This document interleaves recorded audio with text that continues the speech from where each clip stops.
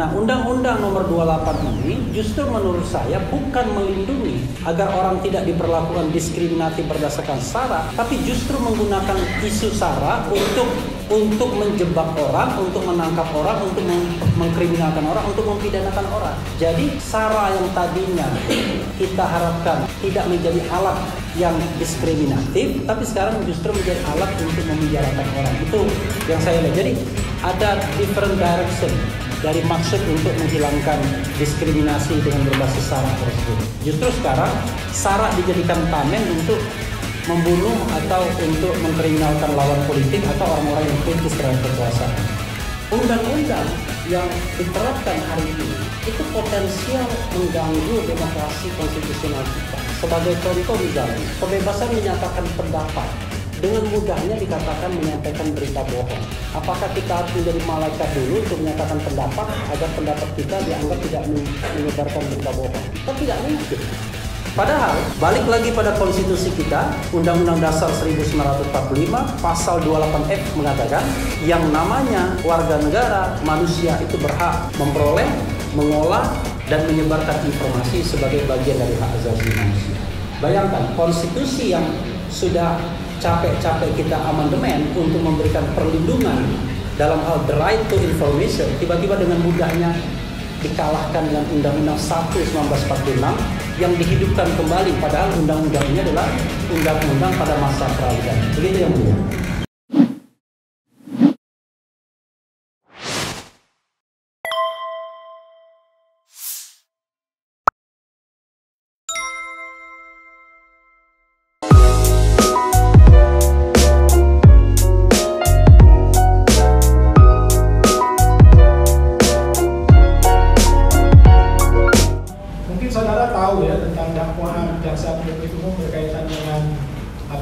Yang didakwa dalam pasal 14-15 Undang-Undang Nomor 1 1946 itu berkaitan dengan menyebarkan berita bohong dan mengakibatkan keonaran, begitu definisinya. Menurut saudara ahli, bisa saudara jelaskan kaitan dengan sejarah mungkin ya, karena ini Undang-Undang Nomor 1 tahun 1946. Dan ini baru kemudian undang-undang ini timbul lagi pada saat tahun-tahun ini saja, belum lama bisa diterapkan pada Habibana Rizik Syihab, kemudian dengan yang lainnya. Bisa mungkin diceritakan atau disampaikan apakah undang-undang ini masih bisa atau pantas diterapkan oleh jaksa berkaitan dengan kondisi saat ini, begitu. Iya, terima kasih penasihat hukum, yang mulia Hakim Ketua dan Hakim Anggota, para penasihat hukum, rekan saksi dan juga Habib Bahar serta penuntut umum. Terima kasih atas kesempatan yang diberikan kepada saya untuk menyampaikan keterangan ahli. Jadi insya Allah saya akan menyampaikan apa yang saya pahami, saya ketahui, dan juga tentu berdasarkan pengetahuan yang bisa dibaca di buku atau berdasarkan pengalaman. Jadi ini bukan kali pertama saya memberikan keterangan terkait dengan Undang-Undang Nomor 1 1946. Sebelumnya dalam sidang Habib Rizik juga saya memberikan hal seperti ini. Jadi background ilmu saya itu adalah hukum tata negara atau kalau bahasa Inggrisnya constitutional law atau hukum konstitusi. Dan kita tahu konstitusi itu adalah the supreme law of the land. Jadi dia adalah hukum tertinggi dari suatu negara. Sehingga hukum pidana, hukum perdata dan lain sebagainya itu bagian dari hukum konstitusi yang kita tahu bahwa konstitusi itu berada pada hierarki tertinggi. Setelah konstitusi tap MPR, kemudian undang-undang itu termasuk undang-undang terkait nomor 1 1946, kemudian undang-undang ITE dan lain sebagainya, dan sebagai perpu, kemudian di bawahnya peraturan pemerintah, peraturan presiden, dan seterusnya. Jadi konstitusi itu adalah sebagai roh dari proses pembentukan peraturan perundang-undangan, dan di dalam konstitusi itu ada Pancasila. Jadi kalau saya bicara konstitusi, teorinya adalah peraturan perundang-undangan lainnya tidak boleh bertentangan dengan konstitusi. Itu satu statement yang penting saya sampaikan, jangan sampai kemudian tiba-tiba tidak ada relevansinya dengan konstitusi. Ini relevansinya besar sekali karena konstitusi itu mengatur banyak hal, termasuk hal yang terkait dengan misalnya human right atau hak asasi manusia. Satu. Yang kedua, Undang-Undang 1 1946 ini atau tentang peraturan hukum pidana ini adalah undang-undang yang tidak dibuat berdasarkan prosedur yang tercantum dalam konstitusi kita. Jadi konstitusi kita itu adalah yang ditetapkan oleh PPKI pada tanggal 18 Agustus 1945, kemudian diberlakukan kembali melalui dekret 5 Juli 1959, dan kemudian telah diubah 4 kali mulai dari tahun 1999 sampai 2002. Jadi itulah konstitusi kita. Jadi Undang-Undang Dasar 1945 dengan 4 perubahannya. Nah, kita tahu ibu-ibu dan bapak-bapak sekalian, undang-undang itu dibentuk dengan joint power antara kekuasaan eksekutif dan kekuasaan legislatif. Di eksekutif ada presiden, kemudian di legislatif ada DPR dan DPD. Tapi persetujuan undang-undang memang antara presiden atau pemerintah dengan DPR. Undang-Undang 1 1946 ini tidaklah mengikuti pakem undang-undang, karena pada waktu itu kita belum ada yang namanya DPR, apalagi DPD, karena DPD baru dikenalkan melalui perubahan Undang-Undang Dasar perubahan ketiga tahun 2001. Karena itu saya mengatakan harusnya ya Undang-Undang 1 1946 ini tidak lagi diterapkan di bumi Indonesia. Kenapa begitu? Mungkin ibu-ibu dan bapak-bapak sekalian, majelis hakim yang mulia akan bertanya, toh belum dicabut? Iya. Jadi undang-undang itu tidak berlaku menurut saya paling tidak 3 hal. 1, melalui keputusan hukum. Keputusan hukum itu kalau undang-undang di Mahkamah Konstitusi menyatakan tidak berlaku lagi. Yang kedua, itu melalui lawmaking proses pembentukan undang-undang. Dalam hal ini bisa melalui RUU atau Perpu. Jadi Perpu itu kan harus disetujui juga di DPR. Nah, yang ketiga, melalui praktik di pengadilan. Jadi praktik di pengadilan bisa menyampingkan undang-undang. Misalnya undang-undang tersebut dirasakan tidak lagi adil, tidak lagi memenuhi katakanlah rasa keadilan yang berkembang di masyarakat, atau sebenarnya bertentangan dengan peraturan yang lebih tinggi tetapi belum dicabut secara formal karena tidak diajukan. Saya beranggapan, ibu-ibu dan bapak-bapak sekalian, Undang-Undang Nomor 1 1946 itu harusnya tidak diberlakukan lagi saat ini, karena selain dia tidak dibentuk berdasarkan Undang-Undang Dasar 1945 yang sudah berlaku, karena pada waktu itu kita tahu hanya ada presiden dan KNIP, Komite Nasional Indonesia Pusat, yang melakukan pekerjaan seperti membantu presiden, karena belum ada MPR, DPR, DPA, BPK dan lain sebagainya. Nah, sementara materinya juga adalah materi yang hari ini mudah sekali untuk menjerat orang-orang. Jadi kalau kita bicara tentang penerapan hukum itu paling tidak harus adil, proporsional, rasional.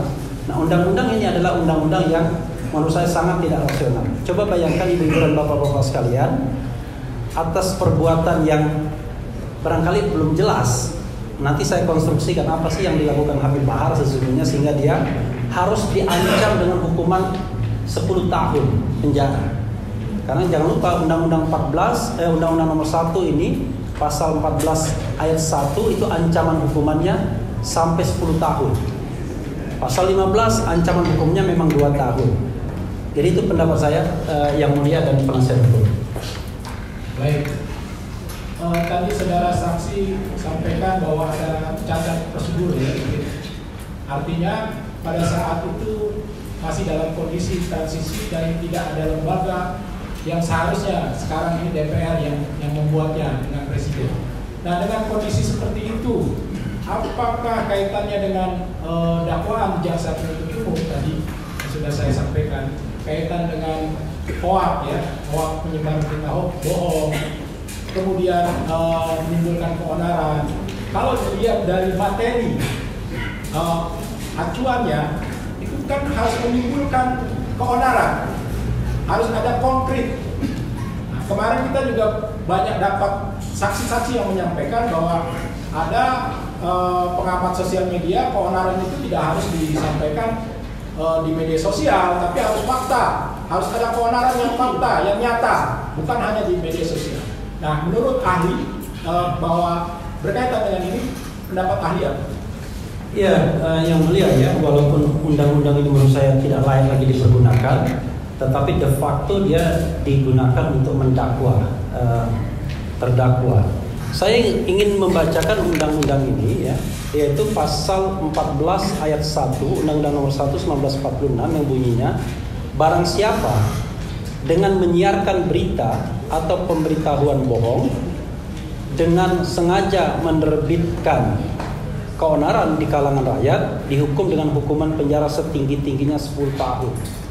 Jadi luar biasa, ini tidak main-main ancaman hukumannya. Kalau dikaitkan dengan fakta atau kejadiannya, maka rasionalitas kita akan bertanya, apakah iya penerapan hukum seperti itu? Walaupun dalam praktek nanti kena 10 bulan atau apa, tapi intinya adalah undang-undang ini digunakan. Nah, kalau kita lihat pasal ini, yang mulia dan juga penasihat hukum, ini adalah satu kesatuan unsur yang harus terpenuhi semua. Jadi unsur barang siapa harus ada, kemudian unsur menyiarkan. Kalau kita bandingkan dengan misalnya Undang-Undang ITE yang mengatakan dengan sengaja menyebarkan informasi, maka definisi menyiarkan itu berbeda sesungguhnya dengan menyebarkan. Kalau menyiarkan itu kan ada definisinya sendiri, menggunakan frekuensi penyiaran. Jadi tunduk pada Undang-Undang Penyiaran. Coba lihat nanti. Nah, pertanyaannya adalah, ini kan harus ada satu kesatuan. Jadi tindakan menyiarkan, lalu akibat dari menyiarkan itu yang sudah dia perkirakan itu memunculkan keonaran. Saya membayangkan keonaran itu adalah keonaran yang sifatnya fisikal. Misalnya timbulnya huru-hara, korban jiwa, korban harta benda, korban cacat dan lain sebagainya. Bukan keonaran yang sifatnya virtual. Karena kalau keonaran yang sifatnya virtual, tiap hari kita mengalami itu. Tiap hari. Saya bikin konten YouTube, tiap hari saya di debat orang, ya kan? Orang berkelahi, kadang-kadang numpang berkelahi di tempat saya. Jadi mestinya keonaran yang sifatnya faktual mengenai diri orang atau harta benda. Kira-kira begitu. Baik itu memunculkan korban jiwa ataupun luka-luka atau cacat dan lain sebagainya. Nah, sepanjang pengetahuan saya atau sependek pengetahuan saya tidak melihat hubungan kausalitas itu di kasus ini. Jadi ketika misalnya terdakwa menyampaikan suatu hal yang sangat kritis, kan saya menganggap itu kritik, sangat kritis, maka unsur menyiarkannya tidak ada sesungguhnya. Kan dia berceramah, yang menyiarkannya orang lain. Lalu kemudian unsur menyebabkan keonarannya yang saya katakan harus fisikal itu juga tidak ada. Tetapi saya ingin garis bawahi soal penyiaran yang mulia.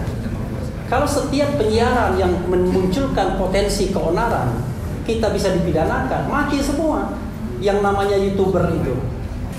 Atau misalnya penyelenggara penyiaran televisi-televisi itu.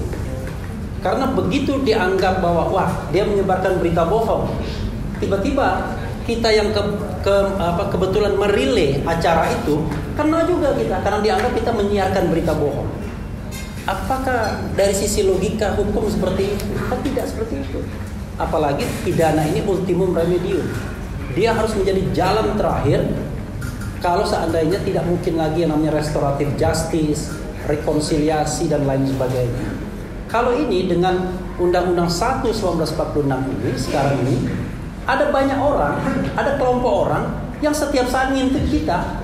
Orang-orang yang suka memberikan statement, kemudian mengkritisi kekuasaan.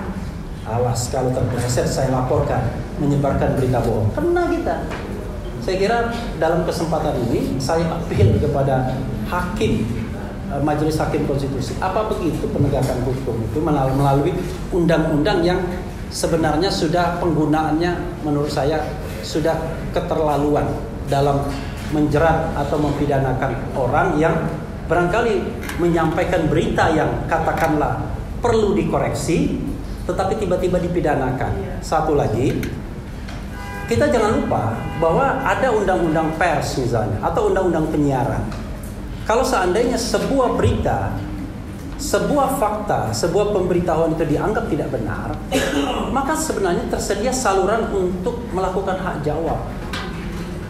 Jadi silakan menggunakan hak jawab dengan frekuensi yang sama, dengan tempat yang sama, sehingga ada keseimbangan di masyarakat. Ya, sebagai contoh saya difitnah misalnya, oke lah, lalu kemudian saya upayakan untuk membendung itu melalui hak jawab saya dan lain sebagainya. Nah, kalau ini kan tidak terjadi. Padahal balik lagi pada konstitusi kita, Undang-Undang Dasar 1945 pasal 28F mengatakan bahwa yang namanya warga negara, manusia itu berhak memperoleh, mengolah, dan menyebarkan informasi sebagai bagian dari hak asasi manusia.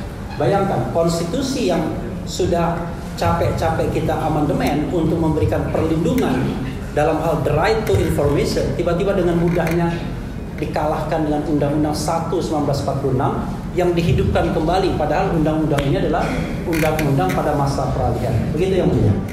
Saudara Andi tadi mengatakan bahwa ada pengabaian terkait dengan suatu ketentuan undang-undang yang masih berlaku, antara lain melalui keputusan hukum, ya, mungkin itu dengan judicial review atau dan sebagainya. Kemudian ada law making proses, membuat RUU untuk menafikan hal tersebut, atau secara praktek tadi. Nah, pertanyaan saya adalah apakah memungkinkan dari sisi konstitusi dari praktek tadi, atau memungkinkan jurisprudensi tadi untuk mengimplementasikan yang saudara ahli katakan tadi terkait dengan khususnya penerapan Undang-Undang 1 tahun 1946 pasal 14 dan 15 ini? Iya, sering kan kita berdalih bahwa suatu undang-undang itu secara formal masih berlaku sebagai hukum positif. Padahal di Republik ini Majelis Hakim yang mulia dan juga penasihat hukum serta penuntut umum, banyak sekali undang-undang yang secara formal masih berlaku, tercantum, tapi secara sosiologis tidak lagi berlaku. Misalnya undang-undang tentang land reform nggak pernah dipraktekkan. Sebagian besar tentang undang-undang tentang pokok agraria juga nggak pernah dipraktekkan. Jadi banyak undang-undang yang barangkali sudah out of date, tetapi kita tidak memiliki kapasitas untuk langsung menggantinya, atau kadang-kadang dibiarkan saja karena dianggap sudah ada penggantinya yang lebih baru. Kadang-kadang lupa dicabut undang-undangnya. Nah, karena itulah kalau kita bicara tentang hukum, hukum tidak hanya law in a book, tapi law in action juga. Jadi tidak hanya hukum di atas kertas, tapi hukum di lapangan. Jadi di atas kertas, hukum itu atau undang-undang itu bisa saja dia masih berlaku secara formal, tetapi karena dirasakan tidak adil, dirasakan tidak proporsional, dalam secara sosiologis sudah ditolak misalnya, maka sangat mungkin kemudian ada, kalau bahasa penyimpangan itu bukan penyimpangan, pengenyampingan. Kalau penyimpangan itu berarti disimpangi, tapi pengenyampingan itu set aside, dia tidak diterapkan di dalam kasus itu. Nah, misalnya kalau kita bicara tentang penyiaran berita bohong dan lain sebagainya, apakah tidak ada yang lebih proporsional untuk diterapkan misalnya? Kalau misalnya nuansanya adalah nuansa mengenai penghinaan misalnya, kan sebenarnya yang saya dengar awalnya kan nuansanya penghinaan terhadap pejabat publik sesungguhnya, yang hari-hari terakhir ini juga dipermasalahkan dengan persetujuan kitab undang-undang hukum pidana. Apakah kemudian tidak ada hukum lain? Padahal hukum lain itu ada. Kalau memang pejabat publik merasa terhina, dia bisa melakukan pengaduan sebagai delik aduan. Kalau menurut Undang-Undang ITE ancaman hukumnya 4 tahun dan tidak perlu ditahan, kan begitu. Tapi dalam praktik sering sekali tidak menggunakan delik penghinaan, tapi deliknya adalah berita bohong yang 10 tahun dan kemudian penyebaran kebencian yang berbasis sara dengan ancaman hukuman 6 tahun sehingga sah untuk dilakukan penahanan. Nah, modus-modus seperti ini majelis hakim harusnya dihentikan dalam praktik hukum di Indonesia seandainya kita ingin adil. Tapi kalau misalnya dipelihara terus hal seperti ini, maka ya lama-lama tidak ada lagi kebebasan di Republik Indonesia ini untuk menyampaikan sesuatu. Karena tidak mungkin sebagai manusia kita menyampaikan sesuatu itu 100% benar. Seorang profesor doktor sekalipun bisa jadi apa yang disampaikannya itu karena dia lupa, referensinya kurang dan lain sebagainya, maka dia keliru. Tapi keliru bisa langsung dikonstruksikan sebagai penyebaran berita bohong. Lalu dicarilah keonaran yang lebih mutakhir, yaitu keonaran virtual atau keonaran daring, yaitu pro dan kontra yang sebenarnya bisa direkayasa juga. Jadi karena itu, kalaupun MK belum sempat melakukan judicial review-nya, menghilangkannya, kalaupun Presiden dan DPR belum sempat menghapuskannya, maka paling tidak dalam praktik-praktik bernegara, terutama di persidangan, ketentuan-ketentuan yang tidak rasional, tidak proporsional itu bisa di set aside, dikesampingkan, bukan disimpangi ya, dikesampingkan. Karena MK saja dulu waktu putusan pertama pernah menyampingkan undang-undang, bahkan yang dikesampingkan tuh undang-undang MK sendiri. Jadi undang-undang MK itu pasal 50 membatasi yang bisa dijadikan judicial review adalah undang-undang yang diundangkan setelah perubahan pertama Undang-Undang Dasar 1945, yaitu tanggal 19 Oktober tahun 1999. Tapi Hakim MK menilai, waduh, kalau kami dibatasi hanya bisa menguji undang-undang di atas perubahan pertama tahun 1999, sementara banyak undang-undang di masa lalu sebelum perubahan pertama yang tidak sesuai dengan Undang-Undang Dasar yang baru, maka MK akan terhalang kewenangannya untuk menjadi the guardian of the constitution, sebagai penjaga konstitusi. Maka MK menyampingkan ketentuan pasal 50 itu, tidak menerapkannya di dalam kasus konkret itu. Karena rasa keadilan, sense of justice hakim mengatakan kita harus set aside ketentuan ini. Begitu yang mulia. Baik, kemudian tadi penjelasan dari saudara ahli kan terkait dengan pertanyaan saya selanjutnya adalah jadi mungkin ya, meskipun Mahkamah Konstitusi belum membatalkan undang tersebut, jadi kita kesampingkan tuh, saya tegaskan sangat memungkinkan ya. Tadi bukan hanya mungkin, sudah terjadi dalam putusan Mahkamah Konstitusi pertama kali tahun 2003 Desember. 2003 Desember ya. Oke. Baik. Kemudian selain tadi, kalau misalnya unsur itu apakah hanya adil untuk mengesampingkan itu? Apakah tidak ada misalnya unsur rasional atau proporsional gitu? Apa hanya adil aja atau tiga-tiganya? Unsur yang memang bisa dijadikan dasar menurut ahli untuk menyampingkan, ya, mengesampingkan undang-undang tersebut meskipun tidak dianulir oleh MK. Ya, yang mulia, penasihat hukum sekalian, kita tahu bahwa kadang-kadang tujuan penegakan hukum itu untuk keadilan, kepastian, dan kemanfaatan. Kalau kita bisa dapat tiga-tiganya, alhamdulillah. Tapi kadang-kadang kita hanya dapat satu, tidak dapat dua misalnya. Karena itulah kita bisa mengukur apakah Undang-Undang Nomor 1 1946 ini itu kalau dilakukan penegakan hukum dia adil, dia bermanfaat, dia memberikan kepastian hukum. Kalau saya karena di sini dipanggil sebagai ahli, saya mengatakan undang-undang ini tidak memiliki kepastian hukum. Ukuran untuk mengatakan seseorang itu berita bohong atau tidak itu nggak jelas. Suka-suka saja. Ada orang yang menyampaikan statement tertentu yang bagi suku masyarakat tertentu biasa aja menyebut. Saya nggak perlu menyebutkan istilahnya. Tiba-tiba dipermasalahkan, ya kan? Gitu. Dan tiba-tiba bisa dikonstruksikan pasal berita bohong juga. Jadi biasanya tandem dengan penyebaran kebencian yang berbau sara dengan melakukan berita bohong.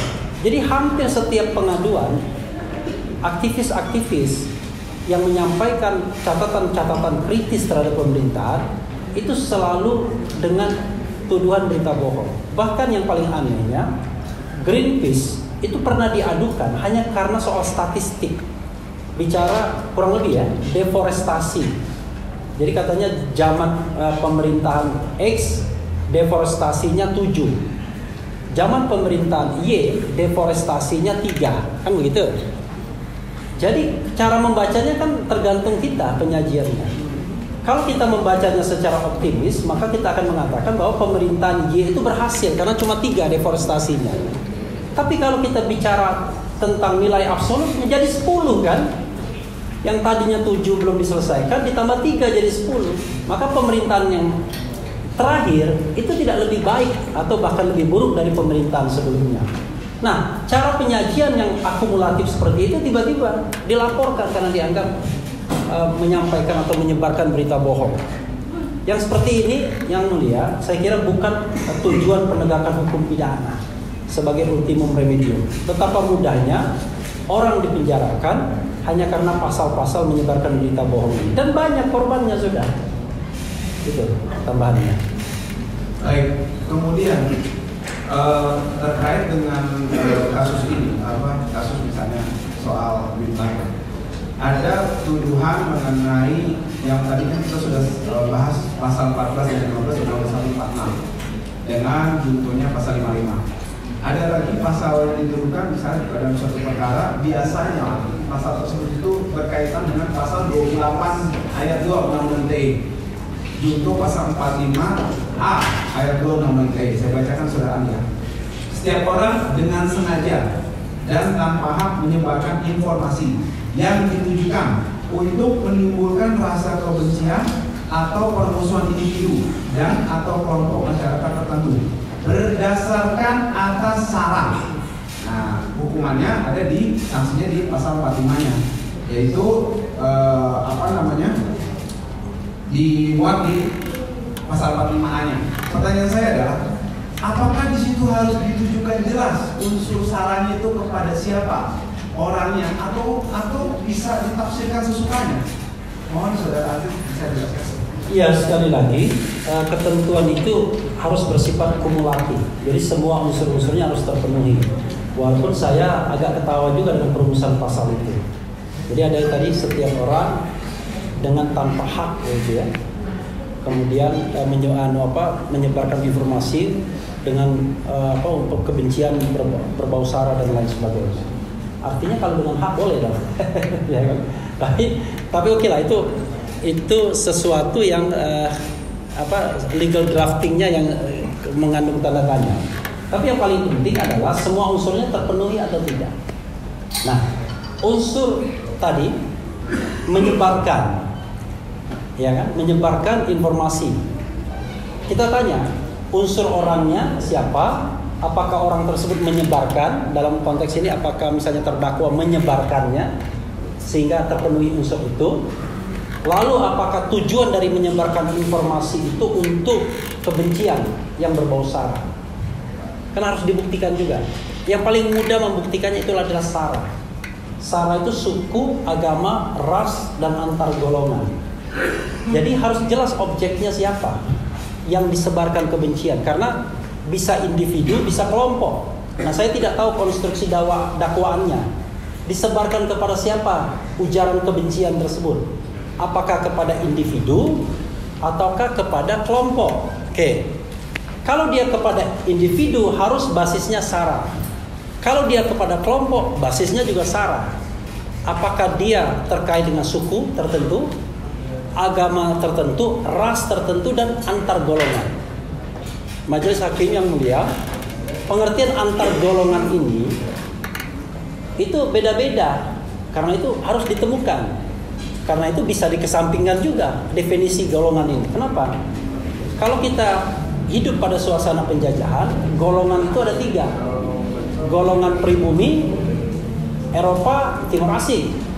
Tapi sejak Indonesia merdeka, golongan itu nggak dipakai lagi. Oke? Kalau kita kaitkan dengan konstitusi, golongan itu adalah golongan-golongan putusan golongan. Yang dikaitkan menurut Hatta adalah golongan-golongan dalam hal terkait dengan persekutuan ekonomi.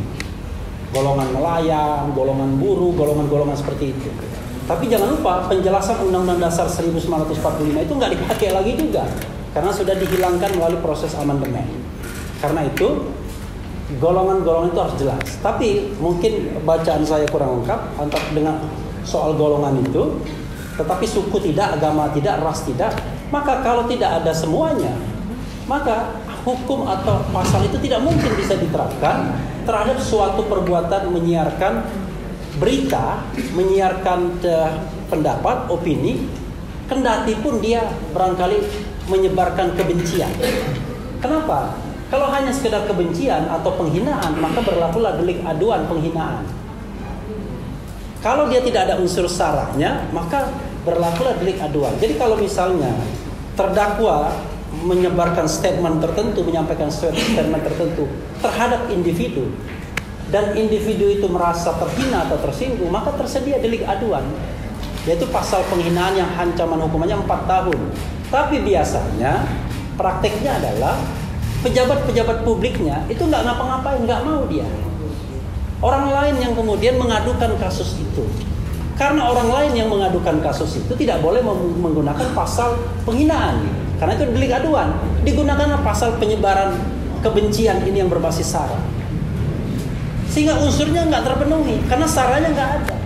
Makanya saya katakan, kita harus hati-hati bicara sara. Contoh ya, misalnya. Ini mohon maaf, karena di persidangan. Dan mudah-mudahan tidak dibilang juga menyampaikan berita bohong. Kacau, menyampaikan keahlian di persidangan tiba-tiba disiarkan dan dianggap menyebarkan berita bohong. Ya makanya kan tiba-tiba kan bisa jadi kan. Nah, saya kasih contoh misalnya. Kalau misalnya terkait dengan Polri, pertanyaan saya, apakah Polri itu suku? Bukan. Apakah itu agama? Bukan. Ras? Bukan. Golongan? Bukan juga.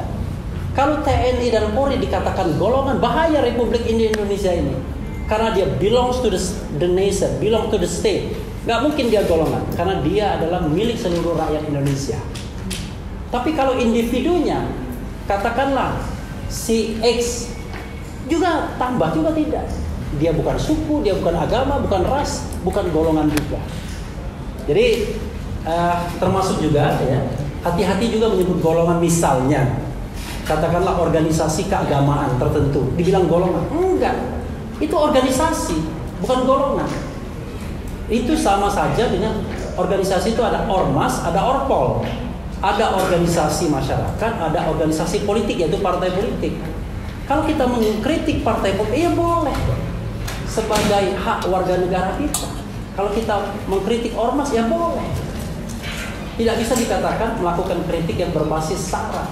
Karena kalau ormas dan orpol dibilang golongan yang dilindungi dengan ketentuan sara, bahaya kita. Karena kalau ormas dan orpol itu dia merepresentasikan masyarakat, sehingga dia pun bisa dikritik, bisa dikontrol oleh masyarakat. Seperti halnya pejabat-pejabat publik dan juga institusi publik atau lembaga negara. Begitu. Assalamualaikum. Baik, terakhir tadi saudara ahli mengatakan bahwa dari sisi pembuatannya, kembali ke Undang-Undang 1 tahun 1946 tadi ya, itu tidak berdasarkan ketentuan undang-undang yang baku. Tadi saya menangkap dan mendengar hal tersebut. Nah kemudian relevansi yang kedua adalah terkait dengan demokrasi atau demokratis lah. Apakah penerapan itu ada permasalahan dengan demokrasi itu sendiri yang memang harus menjawantahkan atau dijawantahkan dalam penerapan undang-undang? Bagaimana menurut Anda? Iya, Majelis Hakim yang mulia dan penasihat hukum, kalau kita bicara demokrasi, maka kita harus bicara sesuatu yang ada dasarnya. Jangan sampai kemudian kita bilang, wah demokrasi kita kebablasan dan lain sebagainya. Demokrasi kita adalah demokrasi konstitusional atau konstitusional demokrasi. Jadi dasar dari demokrasi kita adalah Undang-Undang Dasar 1945.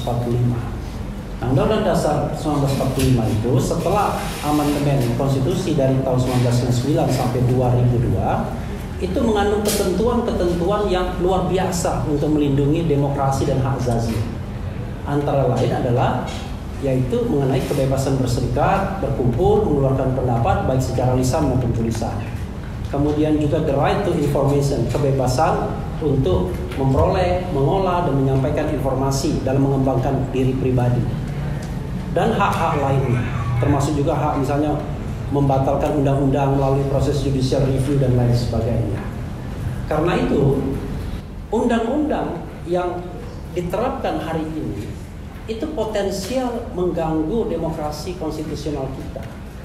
Sebagai contoh misalnya, kebebasan menyatakan pendapat dengan mudahnya dikatakan menyampaikan berita bohong. Apakah kita harus menjadi malaikat dulu untuk menyatakan pendapat agar pendapat kita dianggap tidak menyebarkan berita bohong? Kan tidak mungkin. Karena itu kita harus melihat kaitannya dengan konstitusi kita. Kalau undang-undang itu sudah mengganggu konstitusi, apalagi undang-undang itu diterbitkan sebelum konstitusi itu lahir, amandemen konstitusi ini, ya harusnya tidak dipakai dalam praktek ketatanegaraan kita. Kalau lalai pembentuk undang-undang, lawmakers karena mereka sibuk, kalau MK tidak membatalkannya karena tidak ada pengujian, paling tidak hakim dalam praktek pengadilan itu bisa set aside, mengenyampingkannya. Termasuk juga undang-undang ITE. Makanya sekarang kalau tidak salah hari ini saya baca surat presiden untuk merevisi undang-undang ITE itu. Karena ini undang-undang yang dikeluhkan. Asbabun nuzul dari undang-undang ITE ini, Majelis Hakim yang Mulia, adalah untuk melindungi transaksi elektronik. Karena banyak penipuan, ya kan, melalui internet itu, yang tujuannya adalah ya uang. Tapi tiba-tiba dalam perkembangannya, loh, kok undang-undang ini dipakai untuk menjerat aktivis, untuk menjerat orang yang berbeda pendapat. Ini yang paradoks yang luar biasa terhadap undang-undang ITE. Padahal undang-undangnya sendiri bernama Informasi dan Transaksi Elektronik. Hampir tidak pernah orang dijerat dengan undang-undang ITE ini karena misalnya melakukan penipuan berbasis internet misalnya. Yang ada adalah karena mengkritik, karena dianggap menyebarkan kebencian dan lain sebagainya dan lain sebagainya. Karena itu saya terus terang sangat sering membahas dua undang-undang ini sampai hafal, yang menurut saya betul-betul ancaman bagi demokrasi konstitusional kita. Itu yang mulia. Maaf, tadi ada yang lupa saudara ahli tadi mengatakan tentang antar golongan. Saya mengantisipasi kenawuran yang bisa ditimbulkan oleh interpretasi beberapa pihak terkait dengan antar golongan tadi dalam unsur sara, ya, di pasal 28 tadi. Itu sangat mungkin untuk diserampangkan maknanya sendiri. Kenapa? Karena ada putusan MK nomor 76/PUU Romawi 25/2017. Saya bacakan. Istilah antar golongan adalah semua entitas yang tidak terwakili atau terwadahi oleh istilah suku, agama, dan ras. Artinya ini menimbulkan kekaburan baru yang bisa dimaknai serampangan, ya tadi akhirnya dijadikan karet untuk menjerat siapapun yang memang ya dibuka pasal karet lah seperti itu. Artinya celah seperti itu ada nanti. Makanya saya tadi ketika saudara ahli mengatakan mengenai sara tadi, saya teringat tadi putusan MK nomor 76 nanti. Bagaimana menurut ahli yang seharusnya supaya kita bisa bertujuan tadi sampai gitu tentang rasional, proporsional, dan adil sendiri? Iya, putusan MK itu kan itu pertimbangan hukumnya.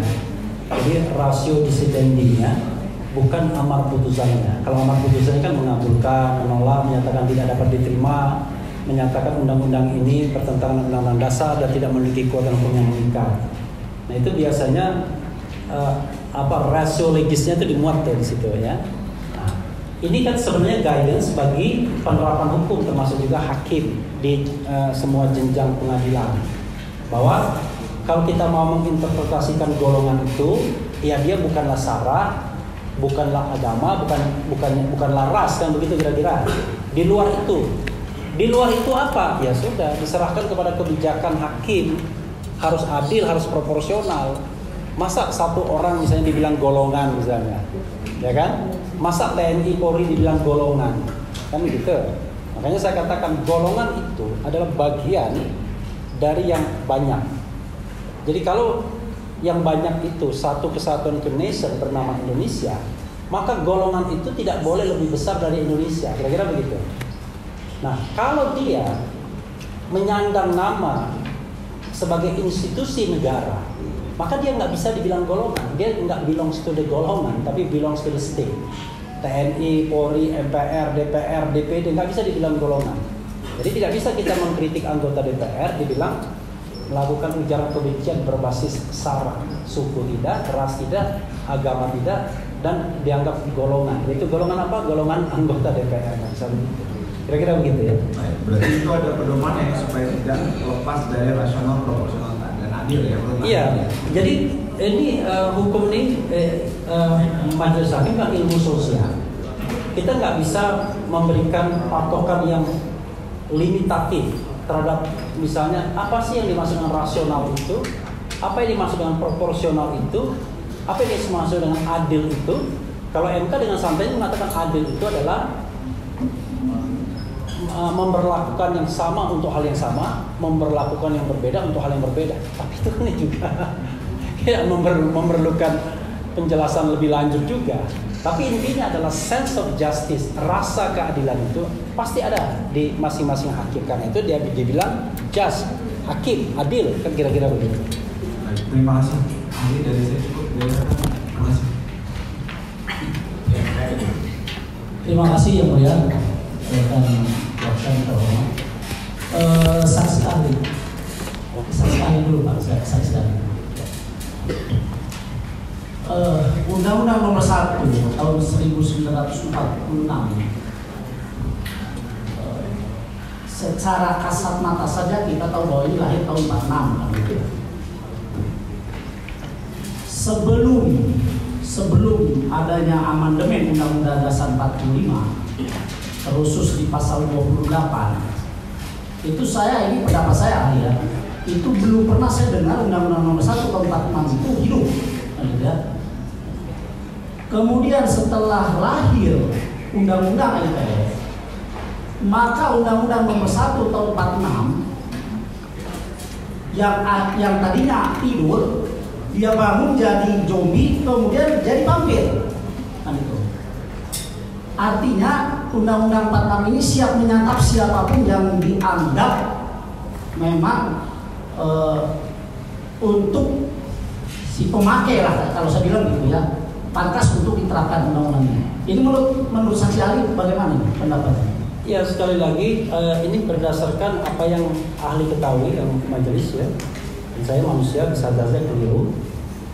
Sepanjang atau sependek pengetahuan ahli, undang-undang ini digunakan ketika ada kasus Ratna Sarumpait terutama. Karena kan kita tahu waktu itu kan ada persaingan di pemilu. Waduh, kalau persaingan di pemilu ini semua penggunaan undang-undang dipakai semua. Undang-undang makar dipakai, undang-undang berita bohong dipakai, semua dipakai pokoknya. Yang kena makar tuh banyak juga, walaupun kemudian sampai sekarang nggak juga diproses, tapi tetap saja masih dalam posisi sebagai tersangka yang at any time bisa dibuka-buka lagi masalahnya. Nah, pada waktu itu kita tahu bahwa Ratna Sarumpait itu mengatakan kepada publik kalau dia diantemin, kira-kira gitulah ya, oleh pendukung pasangan yang tidak didukungnya. Nah, orang marah pada waktu itu, ya kan? Orang marah, jengkel, karena memunculkan keonaran pada waktu itu. Walaupun tidak sampai juga korban jiwa, korban harta, kan begitu. Lalu dicarilah kira-kira undang-undang yang kompatibel apa? Coba apa? Selain penyampaian berita bohong, kan? Kira-kira begitu. Padahal kalau menurut saya itu orang sudah dihakimi 2 kali. Ketika kasusnya terbuka, kan malunya minta ampun, kan? Sebenarnya kan tidak ada yang dirugikan. Memang kalau kita bicara tentang proses berpemilu, wah kami dari tim ini merasa dirugikan, merasa difitnah. Kalau Anda merasa difitnah, ya pakailah pasal fitnah, kan begitu mestinya, ya kan? Pasal fitnah. Tapi dipakai itu pasal zombie ini, yang undang-undang yang sudah lama tidur, dipakailah.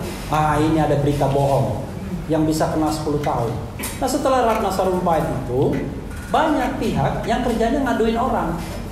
Pokoknya pakai pasal 1 1946 berita bohong, ujaran kebencian. Karena biasanya pejabat publik atau institusi publik itu tidak akan mau dia mengadukan, kan gengsi. Masa dia dikritik ngadu kan begitu. Biasanya pakai tangan yang lain. Tangan yang lain itu itulah orang-orang yang kerjanya ngadu-ngaduin orang. Dan ternyata banyak korbannya yang sudah dipenjara tuh banyak gara-gara dua ketentuan itu. Satu, menyampaikan berita bohong, dan kedua, penyebaran kebencian. Karena itu apa iya kita mau pakai undang-undang itu terus? Padahal kita bilang bahwa kita adalah negara hukum, the rule of law. Kita negara demokrasi konstitusional, constitutional demokrasi. Kita bilang kedaulatan berada di tangan rakyat. Kita bilang bahwa yang namanya DPR wakil rakyat. Kita bilang bahwa presiden itu adalah dipilih oleh rakyat. Semuanya bermuara pada rakyat. Begitu rakyat protes, kritik, ditangkap juga. Jadi ini satu paradoks ya. Dan itu bukan, it happens to everybody. Saya juga. Jadi saya hati-hati, bayangkan saya bikin 4.000 konten YouTube. Selalu saya pikirkan kira-kira ada deliknya nggak? Ada delik. Negara macam apa yang seperti ini? Negara kok horor jadinya. Orang ngomong ditangkap. Yang ditangkap tuh koruptor, ya kan? Ini kok salah ngomong ditangkap gitu loh. Padahal misalnya di negara yang tidak punya pasal-pasal seperti ini, kalau dia tersinggung ya bukan secara perdata, bukan aja secara perdata. Toh kalau saya pakai konstruksi hukum tata negara, kita harus membedakan antara personal, person dan institusi, person dan jabatan. Jabatan dan institusi itu nggak boleh tersinggung.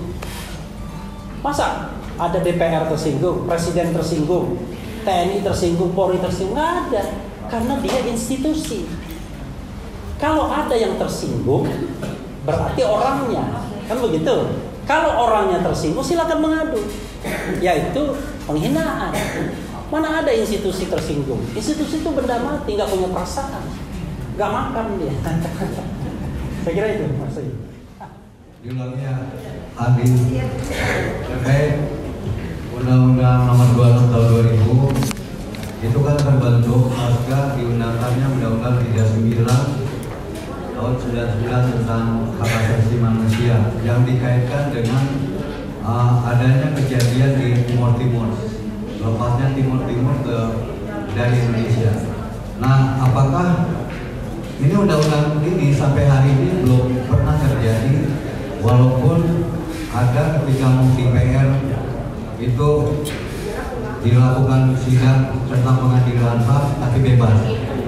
Menurut ahli bagaimana? Iya, memang kita punya pengadilan HAM ya melalui Undang-Undang Nomor 26 Tahun 2000 dan undang-undang ini memang punya dua jurisdiksi, yaitu crime against humanity, kejahatan terhadap kemanusiaan, dan kemudian juga ada genocide.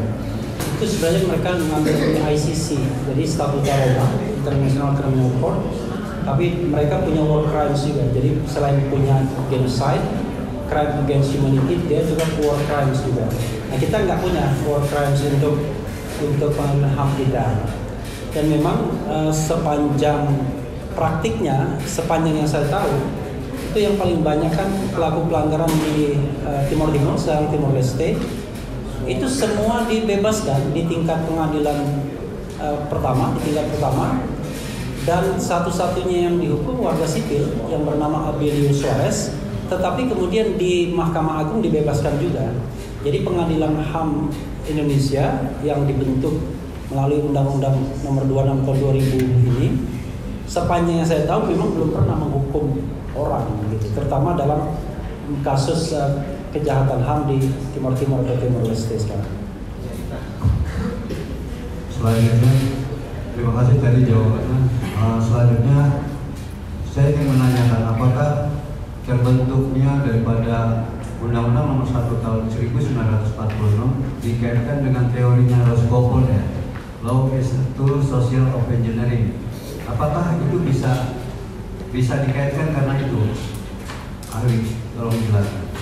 Jadi kalau kita bicara law is a tool of social engineering, itu harus dikaitkan mengenai fungsi hukum untuk membuat sesuatu struktur ke depan. Jadi kita menginginkan suatu struktur masyarakat yang kita inginkan, kita imajinasikan, maka kita bentuk hukumnya. Tapi saya tidak melihat bahwa Undang-Undang 1 1946 ini dibuat untuk jangka panjang. Saya melihatnya ini hanyalah sekedar respons terhadap situasi tahun 1946. Pertama, undang-undang itu sendiri tidak dibentuk berdasarkan prosedur yang baku karena belum ada DPR, apalagi DPD sekarang. Yang kedua, pada waktu 1946 itu kan negeri Indonesia ini agak vulnerable, bisa dijajah kembali karena kita tahu tentara sekutu Belanda mau datang lagi dengan membonceng. Maka akhirnya tahun 1946 itu banyak sekali dianggap misalnya komprador yang bekerja sama dengan pihak-pihak Belanda yang mau menjajah kembali dan lain sebagainya. Karena itulah kemudian agar situasi kondusif pada waktu itu undang-undang ini dibentuk agar jangan sampai ada orang-orang yang menyebarkan fitnah, menyebarkan hal-hal yang tidak benar yang kemudian memperlemah republik. Misalnya waktu itu Soekarno ditangkap dan lain sebagainya, Indonesia sudah kalah dan lain sebagainya. Jadi konteksnya adalah konteks mempertahankan kemerdekaan sesungguhnya. Tapi ketika sudah pengakuan kedaulatan tahun 49 dan sudah berpuluh-puluh tahun tidak digunakan, tiba-tiba muncul lagi ini baru, kira-kira begitu. Karena itu saya tidak bisa mengatakan bahwa dia berfungsi sebagai law is a tool of social engineering. Dia bukan alat rekayasa sosial. Oke, terima kasih. Lalu pertanyaan berikutnya adalah ketika Undang-Undang Nomor 1 Tahun 46 ini terkait dengan apa yang disampaikan oleh ahli tadi, materi muatannya. Kalau materi muatannya ini tidak sesuai dengan Undang-Undang Nomor 12 Tahun 2011 Junto Undang-Undang 15 Tahun 2019 tentang peraturan perundang-undangan. Menurut ahli bagaimana? Apakah ini bisa menjadi tidak digunakan dan menjadi bagian daripada upaya daripada hakim mencari terobosan agar ini tidak digunakan seperti yang ahli sampaikan tadi berkaitan dengan hukum itu akan dikesampingkan. Iya, ini kan kita bicara soal legal drafting yang mulia. Dalam membuat suatu ketentuan undang-undang memang sedapat mungkin tidak memiliki arti yang bisa ditarik ke sana kemari. Jadi dulu kan kita mengenal pasal-pasal karet misalnya Hadsai Artikelen. Jadi dia harus precise, dia harus terukur, harus jelas. Apalagi itu terkait dengan sanksi pidana yang ancaman hukumnya 10 tahun. Coba bayangkan, ada orang mimpi ketemu Nabi, ketemu Rasul, diadukan karena dianggap menyebarkan berita bohong. Kena pasal ini juga. Bagaimana coba mengklarifikasinya? Tapi diperiksa juga yang bersangkutan. Jadi karena saya kira kan karena soal politiknya ya, kita frankly speaking. Tapi kan nggak benar kalau menggunakan undang-undang untuk menakut-nakuti jadinya. Tiba-tiba kena berita bohong, kena berita bohong. Padahal kita manusia yang bisa jadi yang saya sampaikan tidak lengkap atau keliru karena saya lupa, namanya manusia kan. Termasuk kejadian misalnya soal KM 50. Kejadiannya kan 7 Desember 2020. Kadang-kadang yang minggu yang lalu aja kita lupa persisnya. Karena itu menurut saya materi muatan undang-undang ini jelas melangkahi ya, menyimpangi hakikat dari pembentuk suatu ketentuan undang-undang, yaitu jangan multi interpretasi yang bisa ditarik ke sana kemari dan mudahnya menjerat orang untuk dipidanakan. Saya kira tujuan negara ini kan untuk melindungi segenap bangsa dan seluruh tumpah darah kan, untuk memajukan kesejahteraan umum, mencerdaskan kehidupan bangsa, bukan untuk mengancam dan memenjarakan orang, kira-kira begitu. Terima kasih. Terima kasih. Lalu saya ingin menanyakan terkait pasal 28 yang tadi sempat dibahas dan juga dikaitkan dengan Undang-Undang Nomor 1 Tahun 2008 tentang penghapusan kekerasan terhadap ras dan etnis. Itu menurut ahli bagaimana terkait dengan pasal 28 Undang-Undang 11 Tahun 2008 tersebut? Terima kasih. Iya, ini justru memunculkan paradoks. Jadi paradoks itu adalah kita ingin agar yang namanya diskriminasi berdasarkan suku, agama, ras dan antar golongannya dalam tanda kutip itu benar-benar diperhatikan. benar-benar kita laksanakan agar diskriminasi ini tidak terjadi. Dan ini juga berasal dari kovenan-kovenan internasional sesungguhnya seperti ICCPR dan lain sebagainya yang akhirnya juga diadopsi oleh Undang-Undang Nasional tahun 2005. Jadi kita ingin menjadi bangsa yang egaliter, bangsa yang memperlakukan semua sama, tidak memandang suku, agama, ras dan antar golongan, tentu sesuai dengan hak dan kewajibannya. Nah, Undang-Undang Nomor 28 ini justru menurut saya bukan melindungi agar orang tidak diperlakukan diskriminatif berdasarkan sara, tapi justru menggunakan isu sara untuk menjebak orang, untuk menangkap orang, untuk mengkriminalkan orang, untuk mempidanakan orang. Jadi sara yang tadinya kita harapkan tidak menjadi alat yang diskriminatif, tapi sekarang justru menjadi alat untuk memenjarakan orang. Itu yang saya lihat. Jadi ada different direction dari maksud untuk menghilangkan diskriminasi dengan berbasis sara tersebut. Justru sekarang sara dijadikan tameng untuk membunuh atau untuk mengkriminalkan lawan politik atau orang-orang yang kritis terhadap kekuasaan. Oke, terima kasih. Satu lagi terkait dengan adanya, kalau melihat dari laporan PP3 tadi, ada Komnas HAM maupun pemerintah yang kelihatannya melakukan pembiaran atau pengisian terhadap hak asasi manusia.